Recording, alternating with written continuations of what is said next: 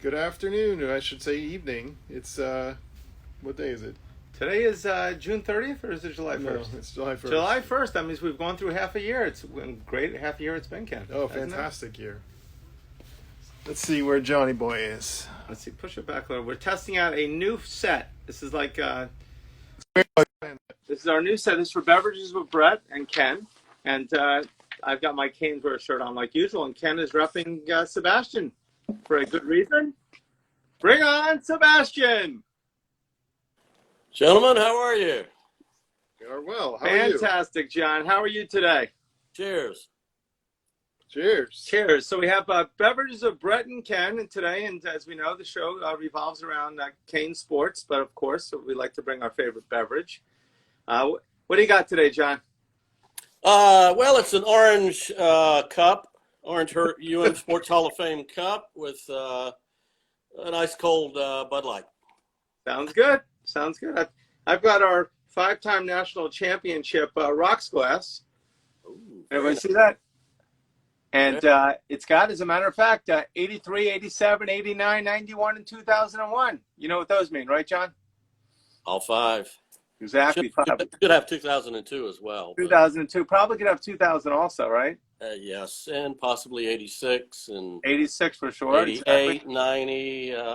There's quite a Probably few. about 12 we could have won. At least 10 Definitely. that we played for the championships. So it's Isn't it funny with we've won 5, but it's the 5 or 6 that we should have won that hurt the most. They hurt more than the ones we won. Yeah. totally. It's we've got 83, 80, 84 obviously with Jimmy first year it wasn't happening, but 85 is the year we played Tennessee. I think we had a chance to win a national championship there, right? I think we returned the kickoff. Did we return the opening kickoff that game, if I recall? I think we did, and then didn't score again. I remember it was 35-7. I said to my dad, "This is over." So 85 Tennessee, 86 obviously Penn State, and we want to talk about that game. The Vinny Testaverde game? That was the Vinny Testaverde game. If you're watching, Vinny, we appreciate it. And 87, of course, we got it. 88 to me is possibly the greatest Canes team ever. I know it's the most underrated Canes team ever, I should say. That was the team that lost to Notre Dame, if I recall. It didn't lose. Cleveland Gary didn't fumble. That's right. And that team beat every conference championship team. They had a tough, really tough schedule, and that team was phenomenal. Steve Walsh is, I think, also the most underrated Canes quarterback of all time. I would agree. And that game, we just went toe-to-toe with Notre Dame, and it was in their house. And we not only was the Cleveland Gary not fumbled, we still came back and scored again, and we missed a 2-point conversion, correct? Right, definitely, yeah. So if Cleveland, if they don't call the fumble, it was either a first and goal at the 1 or a touchdown. I mean, you could have called it either way. The fumble was the weirdest one of the 3 choices. But so if Cleveland scores, we really don't even need to come down and go for the 2-point play at the end. We probably didn't even need the touchdown. Exactly. So that definitely changed the whole game. So that's 88, 89. We win 90. Well, can we stop that for a second? Sure thing. Go on, Ken. We need to introduce formally. Tell us who you are and what you've done in the past and where you are today. Yes, tell us who you are and tell us about yourself. Good job. All right, my name is John Routh, pronounced Ruth. John, because I have called, I said again, John Routh, he said, it's Ruth, and I always say the same thing. Are you sure? Ruth as in youth. My grandmother used to say that all the time because obviously I'm used to it. But yeah, no, I as we've been discussing, am a big Canes fan, of course, here in the University of Miami Sports Hall of Fame. Back from 1983, I started as the Miami Maniac. And in 84, I became Sebastian the Ibis and stayed here through the 92-93 year. Some good seasons. I was in Billy the Marlin for 10 years with the Florida Marlins. Got back involved at the University of Miami in 04, 05 and became director of the Hall of Fame in 2009. So my current position is executive director of the University of Miami Sports Hall of Fame. As I say, I went to South Carolina. I graduated from South Carolina. A lot of people don't know that. They just assume I was a student for 9 years. It took me 5 to get out of South Carolina, so it probably would have taken me 9 to get out of Miami. but I tell people, my heart is in South Carolina, but my blood is orange, green, and white. And by the way, we have 3 colors: orange, green, and white. So I always like to throw that in to make sure that everybody knows. But yeah, no, I've been director here for a little over 10 years, and it's a wonderful job. It's I hope this is where, well, not where they bury me, but I hope my last day on earth is still being in this building. Wow. Absolutely. Well, hopefully it's a long, long time till that. But John, before we go ahead and talk about 83 to 92, all right, so you were with the Canes, what, 9 or 10 years? 9 years is the Ibis, yeah. 9 years of the Ibis, okay. The Maniac, how many years is the Maniac? Actually, 11 seasons, yeah, 10 years. Yeah. And then I never realized you were Billy the Marlin for 10 years. I didn't realize you were Billy the Marlin as long as you were Sebastian. Yeah, I started with the club, and actually, the last season, the 93 year, I was working games. There were a couple of weekends where I worked a 1 o'clock Sunday game here and a 6 o'clock Marlins start, and wow. But that was just that first part of the year. But yes, I started with the Marlins in 93 when they started up, and went through the 2002 season. So a lot of good baseball and a lot of bad baseball. I remember. It seems like. Sorry, Ken. Go on. I was just going to say that's the best time for you though, because then that means you have a lot of entertainment time. Yeah, I mean, it was actually kind of fun to, some of those crowds that didn't have, I remember we had a Thursday afternoon game. The Marlins were playing Pittsburgh Steelers. This probably was the 98 season, Pirates? Yes, Pirates, not the Steelers. Thank you. See, we are paying But we announced, it was one of those Thursday, August games. It was 137 degrees out there. And we announced a crowd of 7,412. Well, we had 7,000 camp kids there, which means the Major League Baseball game had 412 paying fans who showed up because it was just hot as blazes. And those games, all I would do is I'd get in the upper deck with my water gun and just squirt the kids and just hose them down. And they'd yell and scream. It was the greatest thing in the world. The players hated it because you had these 7,000 kids just screaming at the top of their lungs the whole game. But yeah, those were some fun times at Pro Player, Joe Robbie, Land Shark. Yeah, I can't remember the names of it. It was quite a few names. Yeah. But I do remember, like yesterday, that when Jeffrey Luria took over the team, I remember they said they fired Billy, and you obviously were Billy, you were Billy at that time. They fired me after their first season. Excuse me, they went in another direction. They went in another direction. That was the phrase I was told. That's what you say on your resume. But yeah, I had a 3-year contract. When in between Huizinga and the Lurias were John Henry, and the Marlins were planning on trying to get a stadium downtown. So they were doing. They basically told me, we're going to give you a 3-year contract. We're going to raise your salary, a little bit. But we're going to send you out at 500 appearances a year at breakfasts and Kiwanis clubs and everything.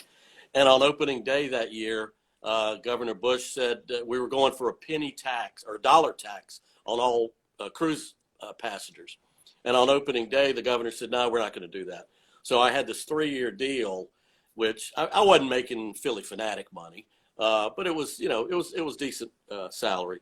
And so I knew I was kind of at the end of the deal with the Marlins.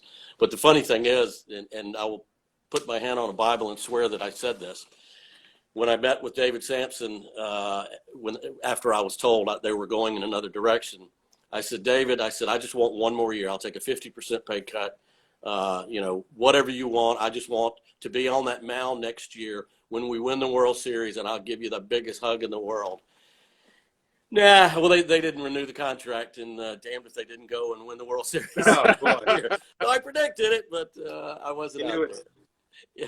So, good prediction by you. You should have taken that, it said head to Vegas and gone ahead and said, they'll probably win. I'm not. I wish I had. But nobody, they ended up being another wild card again. The 2 titles the Marlins had were as wild cards, so nobody really expected them to win during those years. Yeah, absolutely. Yeah. What was it like being there for the inaugural year? I mean, I remember going to the inaugural game. I remember just everything about it. What was that like? It was amazing. And first, I got to give Ron Frazier a lot of credit. Not only did he bring me down here as the Maniac and allow me to work and do whatever I wanted to do at Marklight Stadium, but he helped with the Huizenga folks and helped me get the job with the Marlins. But that first year was amazing. I mean, we averaged 43,000 fans. The place was packed every night. Great. You know, the team wasn't that great, but it was baseball. I mean, people just went crazy. And, you know, I was doing appearances when the team was on the road. I think I did something like 600 appearances that first year, because when the team was on the road, it would be, you know, schools during the week, and on the weekends it was car dealerships and birthday parties. And I mean, it was just amazing. I was a lot younger and in a lot better shape, so I could but yeah, Did you get paid for those appearances? some I did and some I didn't. You know, the car dealership things were part of their contract with the Marlins, you know, and but birthday parties I got paid for some, and you know, some of the other appearances, you know, schools we did for free, but yeah, it was a lot of fun. I mean, it really was. It was had the strike not happened in '94, you know, all of the negative stuff of the late '90s probably never would have happened, at least not down here. But, you know, fans got so excited for '93 and half of '94. August 12th, 1994, I'll never forget it, was the day of the strike. It was also the day that I was a partner in a restaurant down in Cutler Ridge, opened on the same day. Doc Graham's Tap Room and Eatery. It was a wonderful place. But you know, then we come back from the strike and everybody's upset. So then Mr. Huizenga then brought the club back together for '97, and we win, and then they get rid of it again. So, I mean, within a 5-year span, we started baseball, we stopped baseball, we won a World Series, and then we dumped the team, you know. So the fans, it really hurt the fans a lot down here. And how was the World Series year? I mean, I was blessed to go to every World Series game down here. But it was just amazing, the energy, the excitement. How would you go ahead and describe it when that year, that playoff series, the World Series against Cleveland? I guess I would, if I had to compare it to anything, the Notre Dame game in 1989 in the Orange Bowl. You know, the excitement of that game in 1989 was amazing for Miami. And just literally, you know, as Don Bailey has said, you could have held a match up and it would have lit. The electricity was so great in the air. And that was what it was every night for, you know, more so the 4 World Series games. It was, you know, the excitement of this is the big time, you know, we finally made it. And, so that really was kind of, you know, an amazing part of it was all 4 of the home games, you know, it was like a Super Bowl. Yeah, that's the great thing about baseball is that it's not just one game. It's 4 games. It's the playoffs. I mean, it just goes on and on. That you get to be a part of something that it's getting bigger and bigger and bigger. It's like a crescendo. And 4 World Series games. I mean, how can you beat that? Yeah, I mean, the first round. I don't even think we sold out the first round. Now that I think about it, I don't think they did in 2003 either. You know, it was very difficult. Game 7. I had bought 15 tickets online. In those days, you had to call up and buy it online. You had to call up. There was no online. Yeah. So you had to call up, and I'm like waiting and waiting. I got 15 seats. I couldn't even sell them all. And then I couldn't even give them away. People, I don't want to go to the game. And they had like 70,000 people, but people just didn't want. It was crazy that only in Miami. Definitely. So before we go on to your days at Sebastian and the Maniac, tell us a little bit about the Hall of Fame.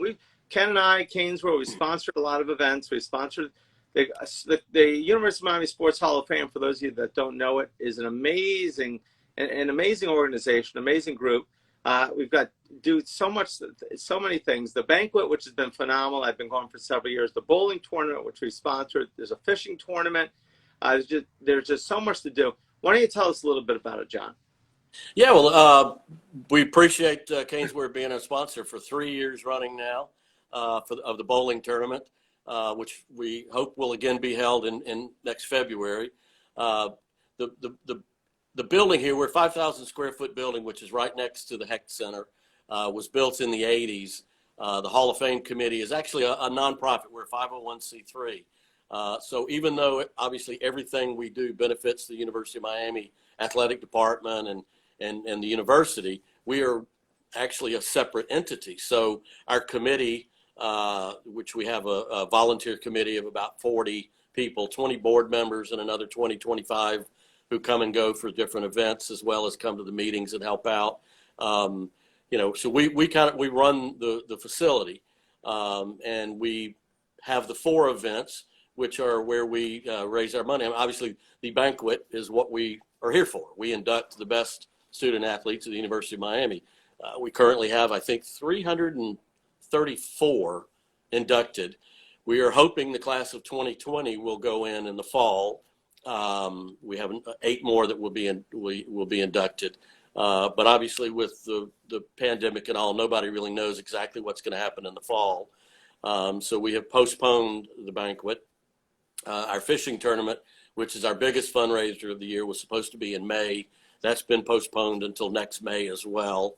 The golf tournament we're hoping to do October 23rd, the weekend of the North Carolina game, if there's a North Carolina game and if there's football. So, we're still kind of up in the air as to what's happening with golf. As I mentioned, the bowling tournament is in February. So those are our 4 main events that we do through the year. We do a lot of other things, on campus and different places around the community. But those are the main things. So unfortunately, like everybody, we're in a tight spot right now. And so we have actually a GoFundMe page, which we have had quite a few donations. We're always looking for more. For a Hurricane fan who wants to, just be a part and say, hey, I helped out the Hall of Fame. You can go to our website, which is umsportshalloffame.com, umsportshalloffame.com. And there's a link to donate there to the GoFundMe page. Also below that, we are selling memorabilia. Now, these are auction items. These were things that we would have sold at the banquet. I love those auctions, John. I love those auctions. We've got some pretty cool items, and as I say, they're auction items. It's not historical. It's not the Brad Kaya jersey that he broke the passing record. Those things.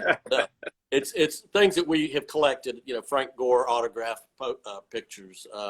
We have a cereal box that with autographed by the 5 national championship quarterbacks. Number one, you can't get the cereal box anymore because they stopped. They made those 12 years ago, and to get the 5 quarterbacks together, so we've got some unique things that are. I wouldn't call all of them one-of-a-kind items, but they're very unique. We were, as I say, we were able through our connections to get a lot of things signed. Mini helmets. We've got a helmet that's signed by the ACC coaches, all of the coaches. So if you're a Dabo Swinney fan or a Jimbo Fisher fan, you can pick that up. But they're unique things, and the best part is it helps out the Hall of Fame.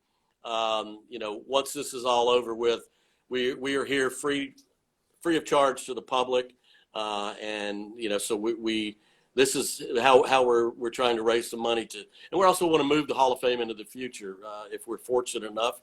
If there's a sponsor out there who wants to come do some naming rights here at the Hall of Fame for some of our rooms or cabinets or whatever, we would love one day to have computer terminals. So you walk in, you type in Russell Maryland's name, and his video pops up and his bio pops up, and so we're doing this both as a way to make it through this current difficult time that we're all going through, but at the same time we're also looking to the future and seeing how can we make the Hall of Fame better, move it into the future, so that everybody's got a phone in their hand, and if we can come up with technology to where you can listen to an old Sonny Hurst play-by-play of his 99-yard pass from Gino Toretta to Horace Copeland, those are the kind of things we're doing. So if fans want to go and help out, umsportshalloffame.com, look for the links, and we're hoping that Hurricane fans want to.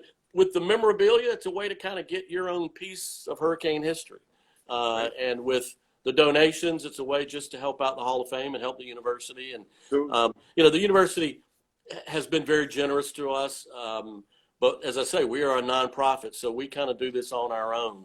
our committee, and so that's why we're looking for fans to step up. We have gotten, I've gotten some questions of, well, why don't you ask the Hall of Famers? We have, and a lot of them have stepped up, and a lot of them are talking about stepping up even bigger over the next few months. So, we're doing several different things at the same time, trying to raise funds for the Hall of Fame and to, keep this place the most amazing hurricane museum that there is. So what about the promotion that some store may be part of? I knew there was a point I was getting to. Yes. So we appreciate, for those of you who go to the GoFundMe page and donate $100 or more, you will get a $20 Caneswear gift card that we'll need to get your email address, and we'll email you a card. So your $100 turns into $120. Does that make sense? Something like that. Totally makes sense to us. Yes. I mean, the Hall of Fame is so amazing, John. My first year I went, Victor Calero got me into the Hall of Fame. And my first year of he was a longtime customer, always coming to my warehouse way back when. And the first one I went to, I think Ken Dorsey was inducted. And it was amazing to see these players. And not only do you see the players that are going ahead and getting inducted, and you get to meet them and get autographs from them and say hi and take a picture. There's so many other players that are there that you get to meet. And you get to meet the coach. I mean, you got to meet, when I started, obviously it was Randy Shannon or Al Golden or Mark Richt or now Manny Diaz. It's phenomenal. But you get to see so many old, players that have been there. Gino Torretta, Michael Irvin, just so many guys are there just enjoying it. And you get to be part of it. I mean, the banquet is one of the most phenomenal experiences I've ever had. So I think, just for that alone, the Hall of Fame is worth it. Forgetting all the other things that they do. You can go to campus. You can go look at everything. I mean, the highlights. You can see all the memorabilia. It's an awesome place. So we want to keep this place going. We want to keep this place well-funded. So if you can help out on the GoFundMe, that'd be an awesome thing. And not only that, Caneswear at $100 will give you a $20 gift card. Heck, if you mention this show, donate $50, we'll cut it in half. We'll give you a $10 gift card. All right? We want the Hall of Fame to get some money. Yeah, I tell you, those banquets are amazing because you're right. Not only are the 7 or 8 inductees that are going in that year, just amazing names, but we've had, generally, 30 to 40, a couple of years we've had as many as 60 former, Hall of Fame members, but former athletes, guys like you mentioned, Michael Irvin, Warren Sapp, Ted Hendricks has been to our event. Ed Reed came a couple of years ago for Coach Coker. He went in and then came for Coach Coker. So it's amazing the history that we have, and that's another thing about the Hall of Fame itself is that people come in and go, wow, I didn't realize they grew up not knowing that Pete Banasak and Jim Otto, the great Oakland Raiders were Hurricane fans or Hurricane athletes. Greg Louganis, the greatest diver of all time, went to Miami.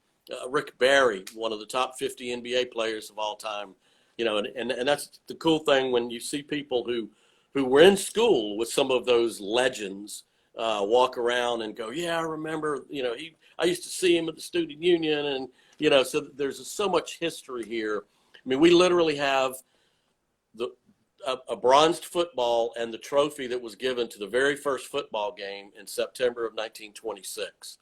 It was Wow. a local person wanted to donate something if we won. Unfortunately, we did.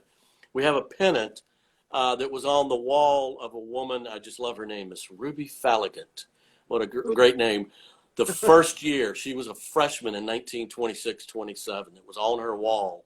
And, so we literally have the history that goes back to the beginning of the university. But we have more recent stuff. We have a racket and tennis ball from Estela Perez, who won the NCAA championships last year. We have, Brad Kaya's uniform that he broke the passing record, and Duke Johnson's uniform that he broke our rushing record. So we literally are the history of the University of Miami Athletic Department, and we know people want to be a part of it, and again, that's how, if they can help us out in their little way, so to speak. And I also tell people, don't throw anything away. You never know what you have in a closet or in the attic that could, number one, be something that could be a nice display piece, but also it may be something that's a memorabilia piece that we could put in our auction. So, we're always looking for donations as well of those kind of things. Absolutely. About 4 or 5 years ago, there was a player on the basketball team that went in, and you got Pat Riley and Eric Spoelstra there, and that was one.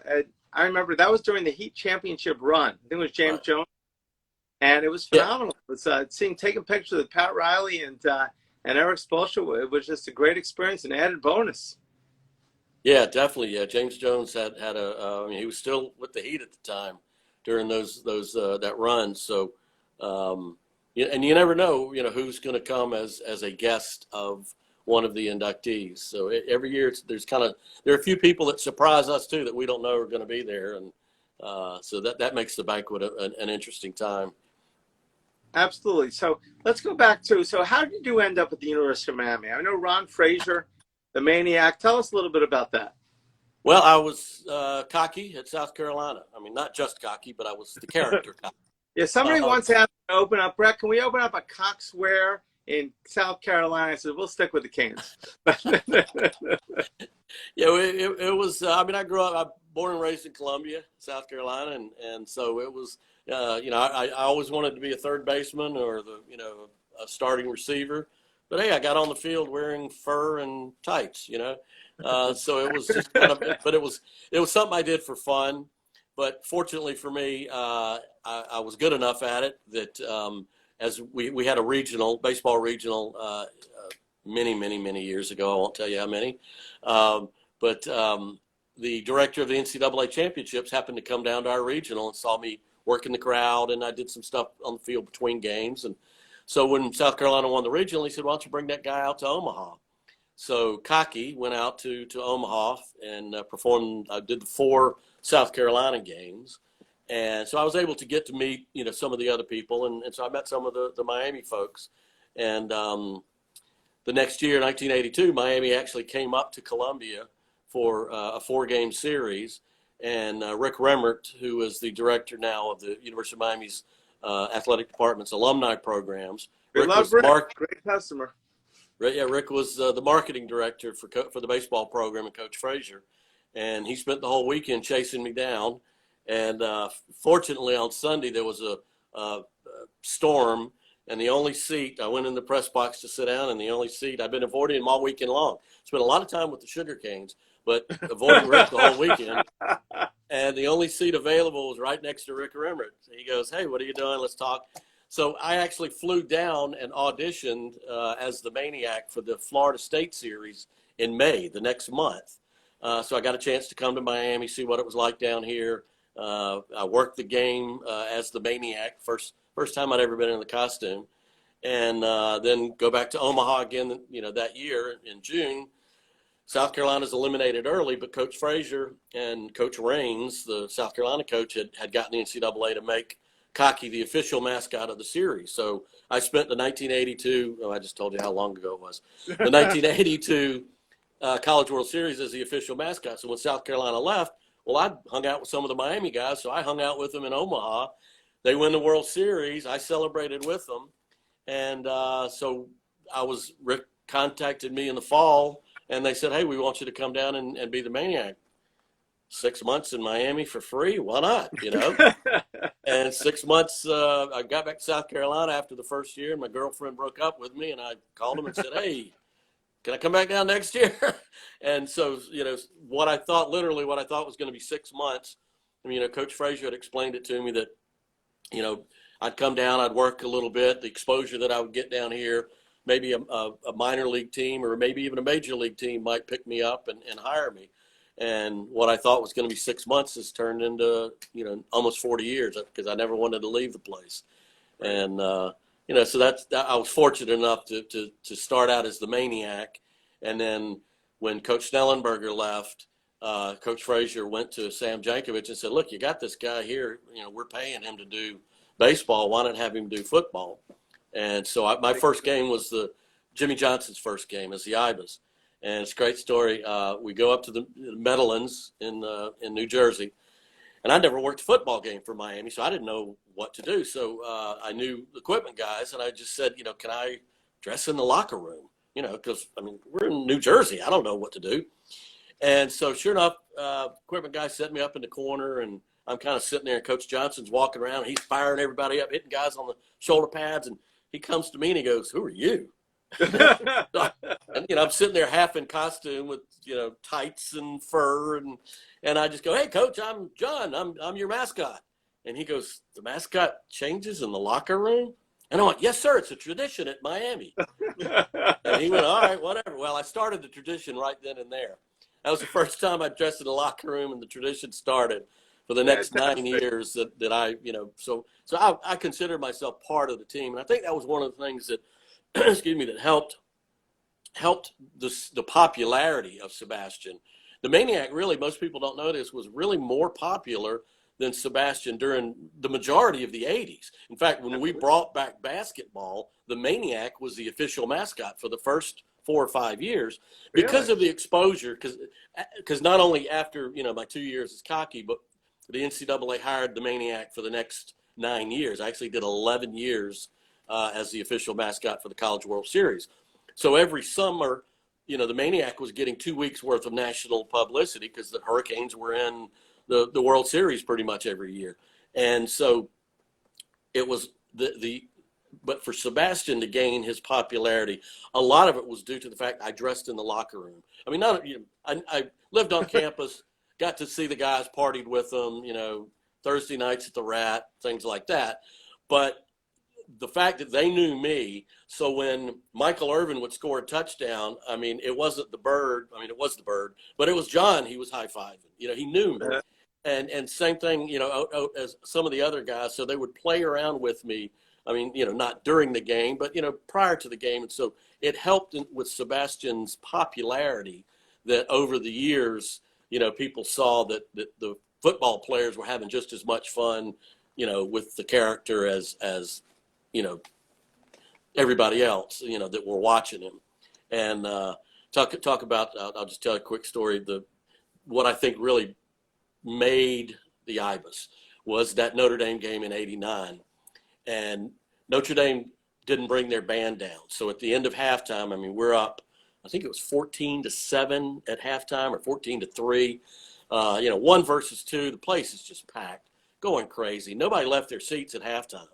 And Notre Dame's band didn't come down. So there was 2 or 3 minutes left to kill before the teams came. Canes spell out in front of the West End zone, or I'd done it in front of the student section, but I'd never done it in front of the whole stadium.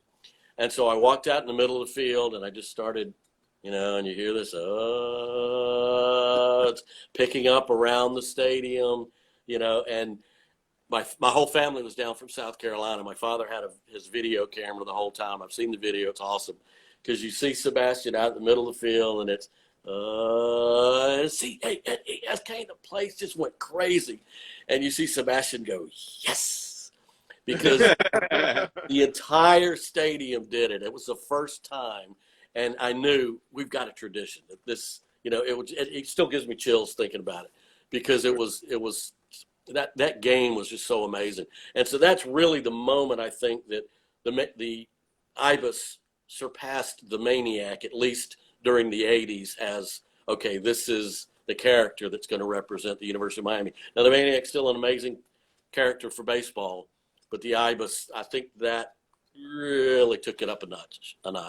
You can actually say that you dethroned yourself as the most popular. That's true. Well, it was weird. The Mascot Hall of Fame this year had Cocky, the Maniac, Cocky, the Ibis, and Billy the Marlin all were up for the Hall of Fame. It was like, who do I pull for? That's phenomenal. Exactly. A lot of people join that Mascot Hall of Fame. I get emails from them all the time because we were pushing so hard for you to win.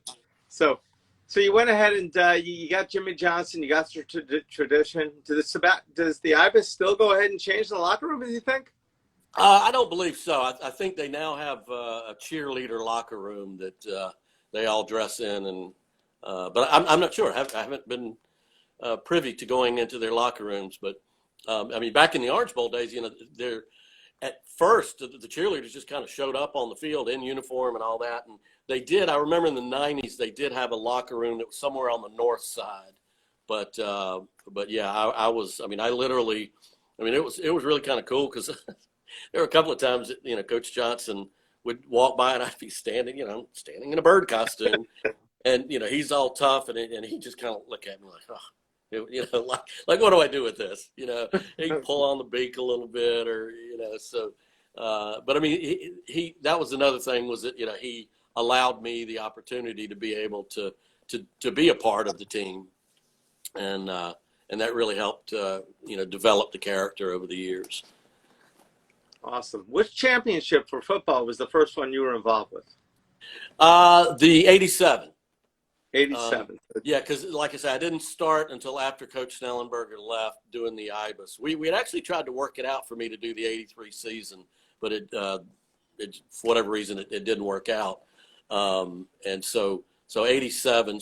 So I did my first championship was the 85 ring that I got with the 85 baseball team.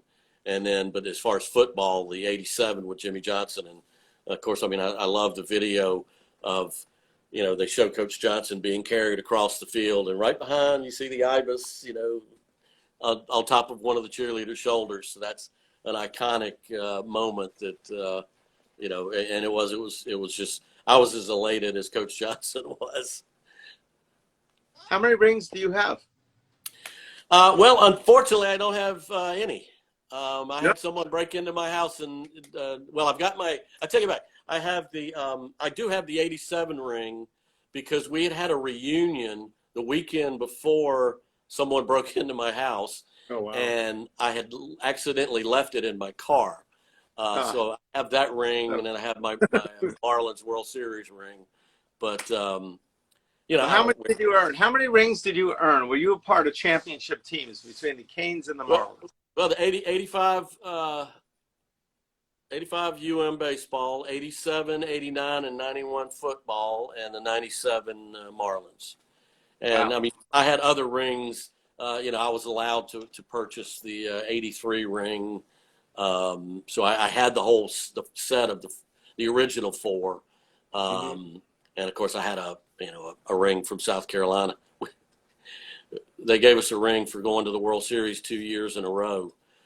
Miami would have given out so many rings that they couldn't afford them anymore.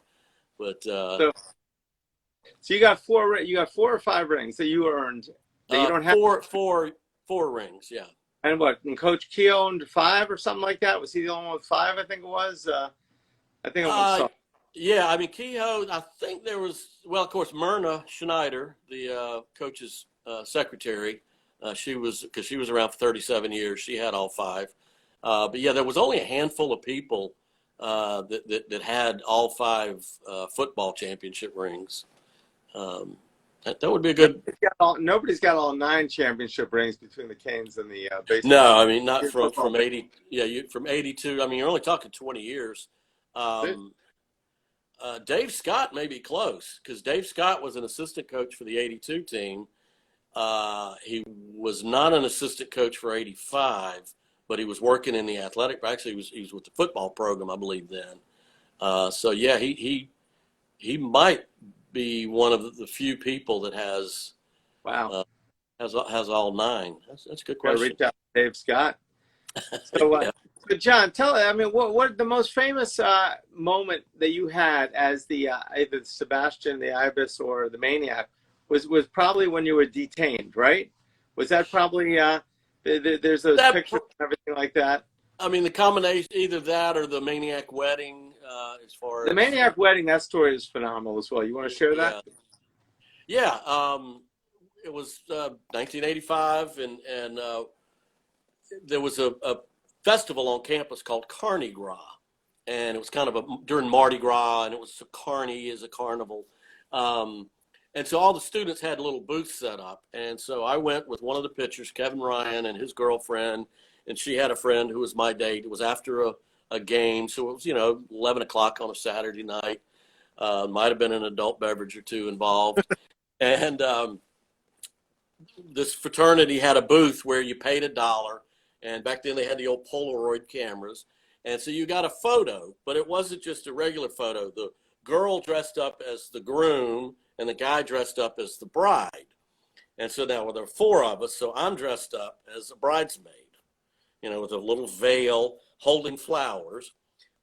Kevin's dressed as the bride. His girlfriend, Nancy, is dressed as the groom, and her friend is dressed as the best man. So we take this picture. We're standing there, and Nancy and people had suggested a Maniac get married, but it just clicked.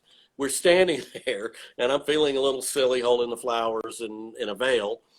And Nancy just goes, wouldn't it be cute if the Maniac got married? And Kevin says, yeah, the Ibis could be the best man. And I went, well, yeah. And so we started kicking around ideas. So Monday morning, I went into Rick Remmert's office and said, Rick, what do you think about we do this Maniac wedding? And so his brain started working as well. And J-Ro, our announcer, we got, all of us got together at one point and started discussing how would we do this. And we had a nationally televised game on ESPN. Back then, ESPN did a Sunday night telecast from somewhere in the country. And so Rick contacted ESPN and said, look, we've got this, promotion. It's going to be 3 or 4 minutes. You can, as soon as the inning's over with, you start to show it. If it goes a little long, you can cut out. Well, it went long, and it went long. And ESPN actually stuck with the whole thing, and we did a 13 and a half, 14-minute Maniac wedding. Wow. J-Ro was the Right On Reverend Rabbi Rokich. We had characters from McDonald's, Grimace and the Hamburglar, and, these characters come out. Maine actually flew the Maine black bear down for the event so he could be introduced. We did it after the 4th inning, stopped the game. And at the time, that I still, to this day, when the 85 team gets together, I get grief on this. We had a 24-game winning streak and one away from the school record. But we led 1-0 going into the 4th inning when we did this thing. We still led going into the 6th inning, but the guys blamed the Maniac because we ended up losing in extra innings. Figure that one out. Wow. But so we did this wedding, and we had the sugar canes were there with the bats as an arch. We had a 1920s car. A friend of Coach Frazier's drove Mrs. Maniac in, and it was just Rick wrote a great script. It was cute stuff to where Jay asked her, will you take this mascot in shtick, and all these cute little phrases to shtick together in Holy Maniac Money or something. So and she pulls out a coin and flips it in the air, and everybody, So it was a great thing. I go to Kenai, Alaska that summer. I'm doing games in Alaska, in Kenai, Alaska, in the middle of nowhere. They've got a college league similar to the Cape Cod League. And so the Maniac does his thing and gets in the stands and puts his arm around this cute little girl, cute woman. And this kid goes, hey, Maniac, I'm going to tell your wife. I'm like, I'm in the middle of Alaska, and this kid saw the Maniac wedding. And that's how amazing it was that ESPN and the exposure we got back then. So the Maniac wedding was probably the most amazing thing. But yeah, certainly the classic photo taken by Joe Remkus of the Miami Herald. The key phrase is, I was detained. I was never arrested. Right. Someone actually, Jeff here today asked me, was he arrested? Was he put in handcuffs? Was he in jail? Did any jail time? So the answer is no, right? Detained, never arrested. Yes. No, that's been around for years. And, I really don't know what would have happened had I actually gotten on the field. I really hadn't thought it all the way that through. I figured I'd probably squirt the crowd, but I'm a traditionalist when it comes to ceremonies and things like that. So I don't think I would have actually, but it's nice that they think I would have actually put out the flame. That adds to the legend of what happened. And certainly that was the Hurricanes image of the 80s and early 90s. So yeah, putting out the flame. So there was also the when we were not the home team in the Orange Bowl. the story Right. that I guess there was no smoke allowed, and everybody knows the hurricanes are smoke coming out of the tunnel. People have tried to duplicate us, but nobody is the Canes. So one time we were the road team, right, for an Orange Bowl game. Yeah, it was the 1991 season, the January '92. We were technically, because back then the Orange Bowl had a contract with the Big 12. I think they were the Big 12. They might have been the Big 8 or It was Big 8. It was Big 8 at that time. Big 8. Right? Yeah. So Nebraska came down as quote unquote the home team, and even though we were going to be in our locker room in our stadium, we were the visitors, and so Nebraska had requested that we not do the smoke. So this was January of '92, and so I was like, oh, come on, we can do this. I figured out. So I got a fire extinguisher, and there's always a fire extinguisher involved with Sebastian, I think. But so I had it in a bag, and I knew, of course, it was our stadium, so I knew all the security guards. I'd walk in, and they'd see me coming in, and so I brought the fire extinguisher in prior to the game. And as the team was starting to come out, they always have the person there from the network who says, Coach, 30 seconds, whatever. So I come out with the bag, and I position myself right next to Coach Erickson, right in the front. And the crowd was kind of like, we're not doing our smoke. I mean, you can almost kind of feel it. And so the guy from the network says, all right, Coach, 10 seconds. Well, I unzip the bag, and I pull the fire extinguisher up, and one of the orange-clad guys from the Orange Bowl is standing right there, and he's on the walkie-talkie, and I see him just go, oh, no, like that. And he literally turns away. The guy from the network says, all right, Coach, go, and I start the smoke. The place went crazy. I mean, it really was one of the loudest moments I've heard in the Orange Bowl. It just went nuts. And the players, too, because they're running by me, and they're all thinking we're not going out in the smoke, and suddenly here it was. And I mean, I'll never forget, Lamar Thomas was one of the last ones, and he was, the bird! I could hear him as he went by. And for years, I'd see him, and he'd just go, the bird, you're the one, And so obviously Nebraska was upset. All of their fans were upset. And if you remember, I was the official mascot for the College World Series in Omaha, Nebraska. So my contract for the College World Series was not renewed that year because all the Nebraska fans were upset that I had done the smoke. But the way I looked at it was, I'm the mascot for the team. It's my job to uphold our traditions. Absolutely. And plus, it was in our own stadium. I mean, how stupid was it not to let us, that would be like going to Oklahoma and saying you're not going to let that wagon roll around, Right. So, for sure. The wagon you lit fire to? yeah, that one. Which we actually have. When you come to the Hall of Fame, ask me to show it. I have the actual wagon that. Wait a minute. What did they do with the picture? I have that wagon on display here in the Hall of Fame. What year was that? Was that the Brian Bosworth year? Which year was that? No, this was actually Jimmy John. This was the national championship game, January 1, '88 for the '87 championship. We played Oklahoma. Yeah, you remember we beat Oklahoma 3 consecutive years. They were 33-3. They were number one. They were number one at least one of those times. Was that one of those games, the Vinny game, that he threw the pass, the third and? Yeah, I think we were number one going into the Orange Bowl game. They were number one the year before the Vinny game, and the year before that we were. We might have been like 8th or 9th, and I think they were 2nd or 3rd. It wasn't a 1 versus 2. Okay. People don't remember, we went up to Oklahoma and beat them 27-15. And I'll never forget Jerome Brown after the game. It wasn't cold, but it was cool. It was probably in the upper 40s, low 50s. And we beat them, and they didn't cut the hot water on in the showers. Oh. And Jerome Brown, I'll just say they should have cut the water. There were a few things that were broken. It wasn't just Jerome. There were several guys that were just like, okay, you're going to treat us this way? Fine. And there might have been a couple of broken windows, and trash can might have gone through, a locker or something like that. But it was, just because we beat you, you're not going to let us take a shower. So Sportsmanship has come a long way since then. yes, Well, definitely. we'd And like of course, to that was the game that, remember, Jerome broke Troy Aikman's leg in that game. Yo. That's And right, Troy Aikman. That's why he transferred, right? he transferred to UCLA and then became a star there. And Yeah, Troy Aikman. Yeah, he was supposed to be phenomenal in Oklahoma. A lot of people don't even know he played for Oklahoma. Definitely. So you went ahead and you were Coach Johnson, Coach Erickson, and that's it, right? Yeah.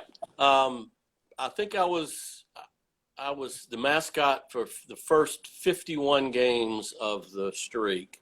Wow. And at one point, I totaled it up. I think I was the mascot for 98 wins and something like only 13 losses or 12 losses, something like that. I need to figure that. Best record in the history of the University of Miami. Oh, well, I got 2 Heisman Trophy winners too. Three. Three. George Rogers Great. at South Carolina, Vinny, Oh. and Gino. So we have a few minutes left, John. So what player were you closest with or you had the best relationship with in the years? I know you've got great relationships since obviously you left Miami in the Hall. Either players or coaches while you were the Ibis or the Maniac. Well, I mean, as far as the Maniac baseball guys, the '85 team is still very, very close. We get together. Obviously, this year was the 35th, and before the pandemic, we actually had our reunion. As I say, Rick Remmert from the athletic department put together the reunion. It was just a blast, and it was like 1985 again, getting these guys together with less hair and a little more dirt. But 1985. yeah, Joe Nelson's still a good friend of mine who was a shortstop on that team. But as far as the football guys, and Rob Word played baseball in the late 80s, just in case he's watching. He probably is. I mean, football, Gino Toretta and I are still, actually he texted me this morning, me and a couple of guys on a text. I know Craig Erickson very well. And,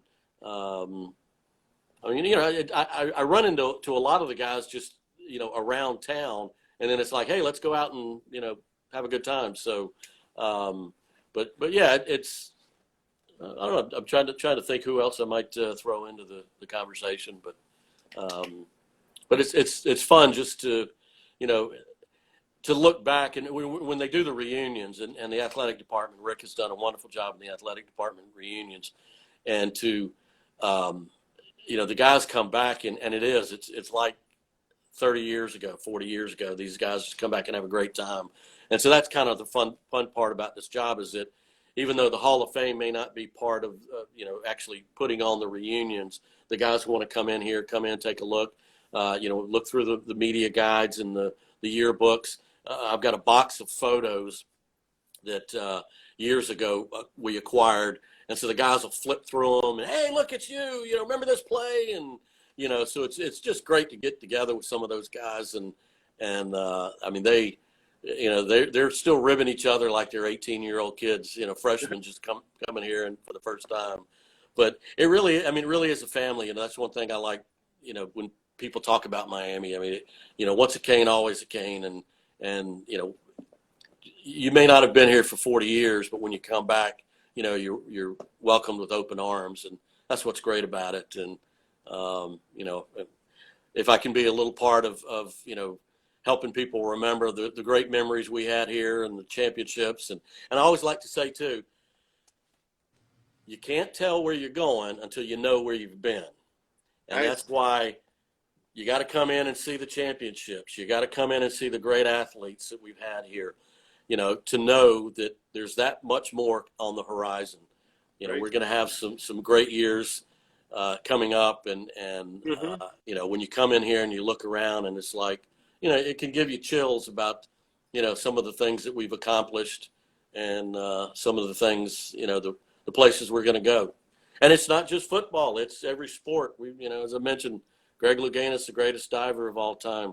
Lauren Williams, the only American woman to win summer and winter Olympic medals. We've got, tennis players. Doris Hart won 35 major, tennis events.